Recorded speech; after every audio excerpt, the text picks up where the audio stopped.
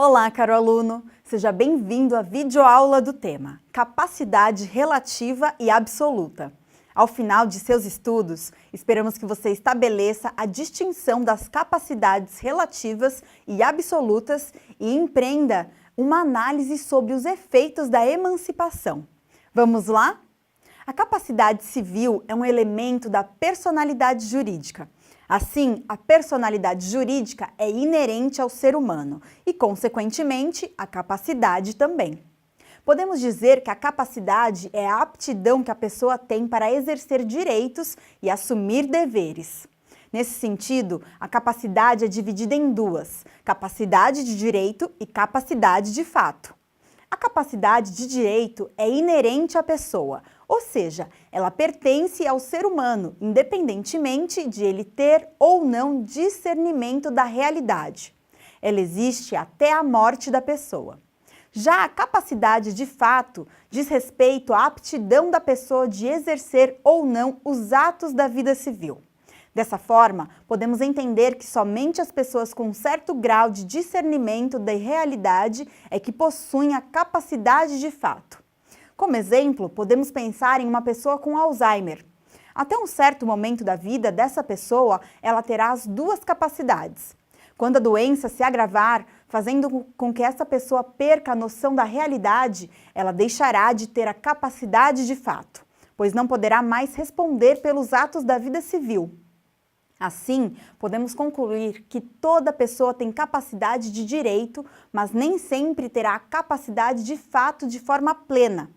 É importante que você saiba que a pessoa que tem as duas capacidades tem capacidade civil plena.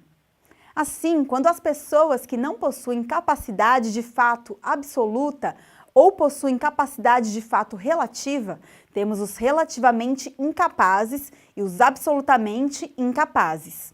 Os tipos de pessoas que para o direito são consideradas relativamente incapazes estão previstos no artigo 4º do Código Civil em um rol taxativo, sendo eles os maiores de 16 e menores de 18 anos, os ébrios habituais e os viciados em tóxico, pessoas que não puderam exprimir sua vontade, seja por causa transitória ou permanente, e os pródigos. Por ser um rol taxativo, somente esses tipos de pessoas que podem ser consideradas relativamente incapazes. Vamos pensar em algumas situações trazidas pelo artigo. Pessoas alcoolistas, que o Código Civil traz como ébrios, ou usuárias de drogas ilícitas que tenham comprometido o discernimento da realidade, podem ser consideradas relativamente incapazes. Pessoas que dissipam o próprio patrimônio, que o Código Civil traz como pródigos, podem ser consideradas relativamente incapazes. É importante que você saiba que para que essas pessoas sejam consideradas relativamente incapazes, uma ação judicial deverá existir.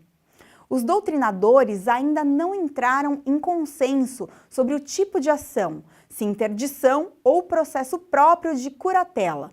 Assim, essas pessoas serão assistidas por alguém nomeado como curador na ação judicial.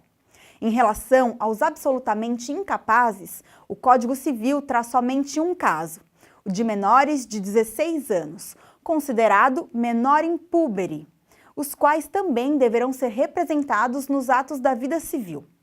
O que os difere dos relativamente incapazes é que eles não possuem qualquer capacidade de fato. E dentro da capacidade, temos a emancipação, ato jurídico que acontece ao menor antes de ele atingir 18 anos e que antecipa os efeitos da maioridade e, consequentemente, da capacidade civil. Fato interessante é que o menor não deixa de ser menor. Nesse caso, o menor passa a ser capaz somente para os atos da vida civil. Dessa forma, por exemplo, ele não pode consumir bebidas alcoólicas e nem entrar em lugares proibidos para menores.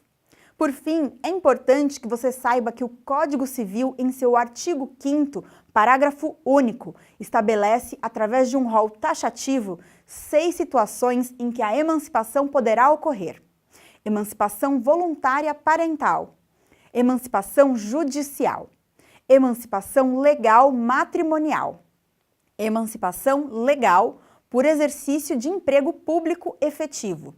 Emancipação legal por colação de grau em curso de ensino superior reconhecido. E emancipação legal por estabelecimento civil ou comercial ou pela existência de relação de emprego, obtendo o menor as suas economias próprias, de modo a ter a sua subsistência. Bem, chegamos ao final da videoaula. Esperamos que você tenha aproveitado o nosso encontro e compreendido um pouco mais sobre a capacidade relativa e absoluta. Lembre-se de separar as capacidades absolutas e relativas, de modo a entender as incapacidades absolutas e relativas. Faça também uma análise, mesmo que inicial, sobre os efeitos da emancipação. Obrigada pela sua companhia e até breve!